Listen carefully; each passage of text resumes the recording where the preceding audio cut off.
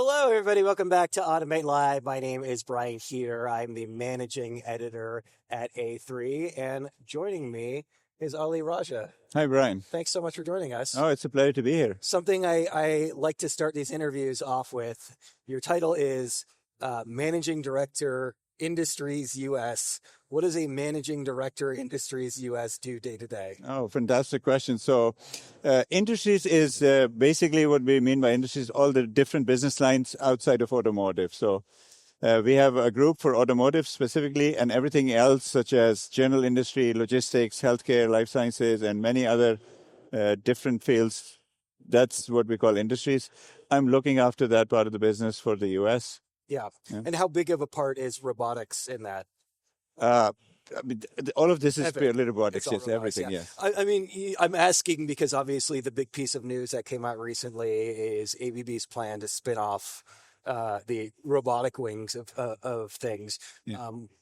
Why now? Why does it make sense right now to do that? Spin-off, we see this as a really exciting opportunity for growth because when you look at the big ABB group, robotics was one of the divisions of ABB, and we didn't have a lot of synergies with some of the other business areas because robotics in itself is a different business than electrification or process automation. We see that this is a very high growth business for us, and also there are a lot of people who are interested in investing in the robotics business. So being a pure robotics play gives us the opportunity to really find the opportunities for their growth, to be more agile, and also to be compared with our peers in this kind of robotics and automation world. Yeah. So this we see as a great opportunity, in fact. Yeah, that makes sense. So it starts off as kind of, 50 years ago, it starts off as an organic outgrowth of ABB's existing offerings. And then you fast forward half a century later, and it's kind of like too big to contain within ABB. Exactly. Robotics is big enough on its own, and there's room for a lot of growth. And we see that even robotics is evolving, right? So there's more and more AI, and there's more technology coming into robotics every day. So to be a pure robotics player give us that opportunity to, focus on our portfolio and make decisions that really take us to the future in, the next generation of robotic solutions and systems. So does your job change going forward? Well, day to day, no, because, Okay. every day we wake up and our focus is to, help our customers with their robotics and automation needs. So in a way, we will continue to do that. We've always had a lot of focus on innovation and bringing new robotic products to the market. So we will, again, our focus stays the same. The way we go to the market and serve our customers will not change. So you mentioned earlier it's 50 years since ABB's first electric-powered robot. Yes. Is that right? How does ABB celebrate that? So we had a big, celebration last year because it was our 50th anniversary. ABB was the pioneer of robotics. We were the first company to introduce the microprocessor-powered robot to the world. We were also a pioneer in collaborative robots. We launched the world's first collaborative robot in 2015. So there's been a long history of innovation and bringing new things and we will continue on this journey. So 50 years was a big milestone for us and also for the whole industry. That's actually interesting that you kind of that it evolves towards having more human interaction with the robot.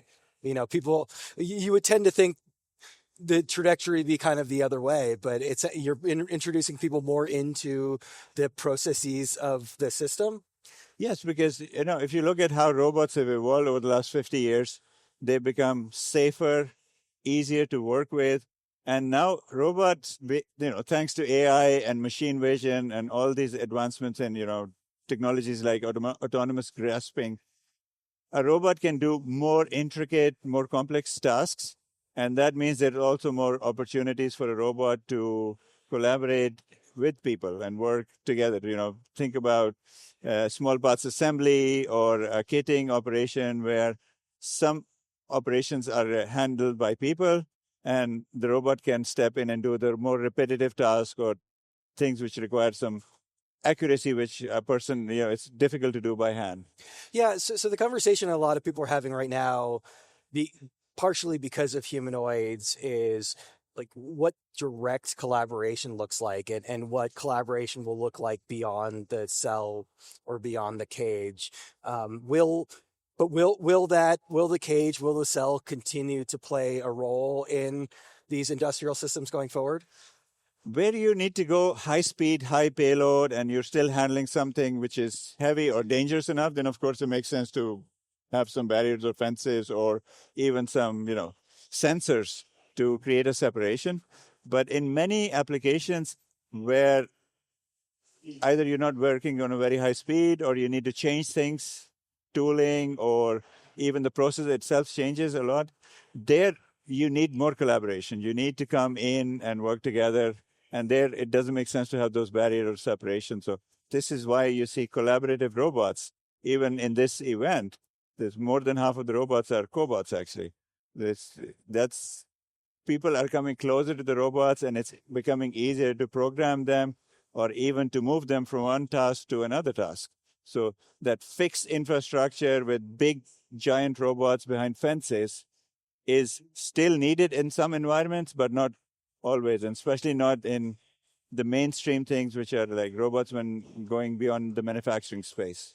So I'm going to ask you to speak for an entire company right now. It'll be easy in the future when it's a smaller piece of the company. But what would you say right now is ABB's philosophy when it comes to humanoids in the system? So ABB does not have any humanoid at the moment. We do not have At the moment, I'm yeah. gonna. And I can't say if we will have in the future, but I can say that I'm not aware of any plans where we would be going into that direction. Yeah, but so we're talking about OmniCore, and a big part of OmniCore is system integration. I assume obviously that's integrating ABB with ABB, but also bringing third-party robots into the system as well. Uh, Currently, the OmniCore platform is the base control platform for all our robot arms. Yeah. And in future, we may offer this possibility, but today it's a product platform that is serving our robots. Okay. Yeah, I mean, and you're aware of this. Yeah, I assume that people, when they're bringing robots into the factory or the warehouse, it's obviously the right system for the right job. And if that means an AMR or if that means a humanoid robot, then that makes sense. So it's good to try to get these things to play together and work with each other as much as possible. Yes, you're right. I mean, AMR is a fantastic example. So, we, in addition to the industrial robot arms, we also have a whole portfolio of AMRs. And the software or the control platforms of these two different types of robots, they work together in complete integration. So, for example, all the robots work on RobotStudio, and we have an AMR Studio, which can also be used to integrate an overall solution which has both type of industrial robots and mobile robots. So that's already happening. Yeah. So when you're having a conversation with a prospective client, I don't know if you have those conversations directly. They want to start automating things. Do you get the sense that for most of the companies, the end goal is lights out manufacturing? Depends again on the sector and the type of operation they have. So there's a lot of talk of lights out warehouse or logistics distribution centers. In manufacturing, there are some applications that can be completely automated. So that is like a long-term vision. Yeah. And a lot of companies are working towards that vision. And slowly, step by step, we're getting to a point where manufacturing or, even distribution fulfillment type of operations can be very efficient, autonomous, more flexible, and maybe one day lights out, but yeah. So maybe further down the road, obviously in the meantime, that means that humans are going to have to play an integral part. Something that comes up a lot when we're discussing this and the future of jobs, specifically the future of, I guess you would call them blue collar jobs, is upskilling. Is teaching somebody how to go from kind of straight manual labor to actually working with a robot. Is that Is that education? Is that something that ABB can play a role in? Yes, in fact, we already play a role in that.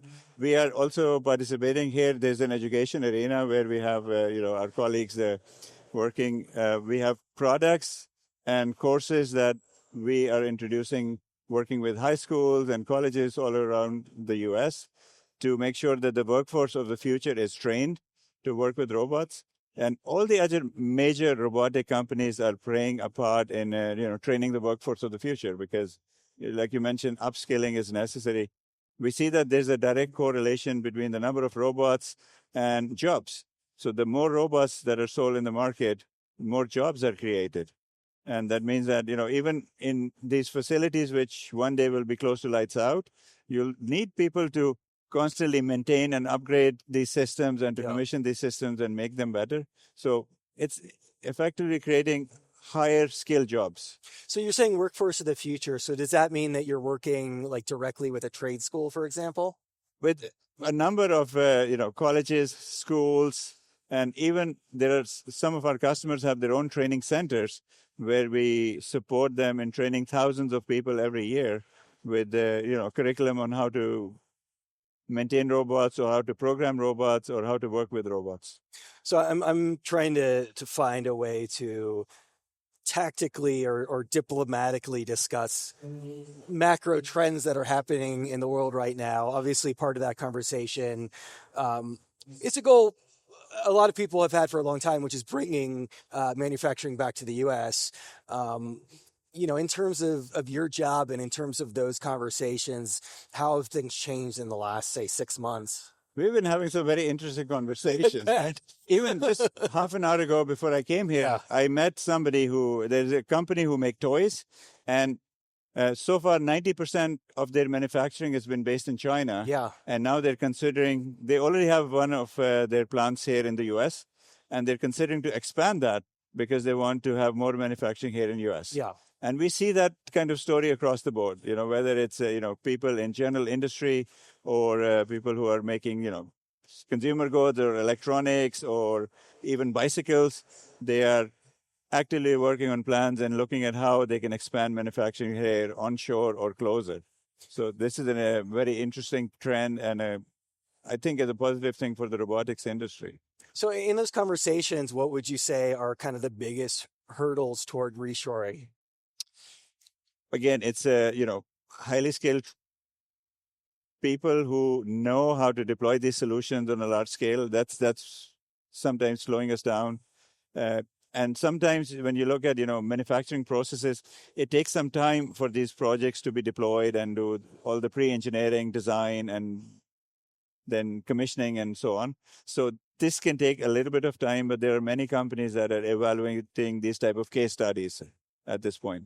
So I assume that as you're having these conversations about spin-offs, that the sort of the changing global economics and the changing, I guess, the decentralization in manufacturing has to play a role in what an ABB robotics would look like in the future. Yeah, I mean, we're already, very well organized in the sense that we are in 50 countries and we have kind of a even footprint across different regions. So in future, as a pure robotics company, we will still have presence in all, in Americas, Asia, and Europe. And this footprint is even, and it helps us. It has always been, one of the strengths that we have a manufacturing facility in every region. So we make most of the robots that we are delivering in US in America, here in Michigan, in fact. And then we have a supply unit that's covering Europe out of Sweden. We have one that covers Asia out of Asia. And this gives us more flexibility versus, some of the other companies. How large a slice of the ABB robotics pie does the U.S. currently occupy? Roughly 1/3. Okay. Yes. Okay. So I wrote a story about this, and I was, just perusing your LinkedIn prior to this conversation, and you were writing about BurgerBot, which is obviously a really interesting application. It's literally a robot arm, like flipping hamburgers. What do those conversations look like when somebody who's not just a straight industrial partner comes and approaches you for that kind of integration? Yeah, what a fantastic example. This is like the whole, if we talk about BurgerBots, I think the main thing that they were really interested in exploring is that human and robot interaction. People walking into a restaurant and the way they interface or interact with the robot is interesting. You could have this behind the scenes where you can hide all of this equipment and basically it's just preparing meals. But they brought it to the mainstream where people can come and engage with it. And, now families can come with their children and they see how a robot is assembling their burger or another meal. And it just makes it a very, enriching experience for everybody who, steps into that restaurant. So Yeah. And that's an instance where you can't really have a cage or a cell, or at least not in the same way you would be able to in an industrial setting. Exactly. And this is why in this application, you see that we're using collaborative robots so that people can come close and interact with that. And that's out in the world right now. It's in the Bay Area, I think. Yes, it is deployed, already working in that one restaurant, and they have a lot of plans to expand this further. And yeah. I guess to close for us, that's a very interesting conversation. It's an interesting application. It's been explored before, but it's still pretty novel. In terms of novel ideas or even strange ideas, or I guess we could say innovative ideas, what is the kind of most innovative concept you've been approached with as far as integrating an ABB robot arm outside of industrial? I think the mega trends are the same. We are going towards ease of use, ease of integration, and making it easy for anybody to adopt robotics. So removing the need for programming or having, robotics engineers that helps.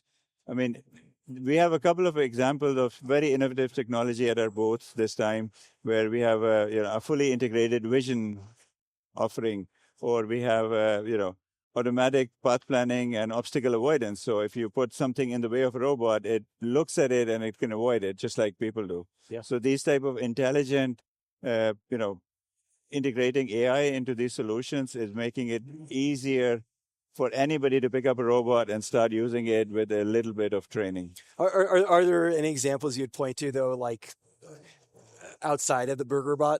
Yeah, for example, something that will become very interesting in the very near future is this voice-guided robot.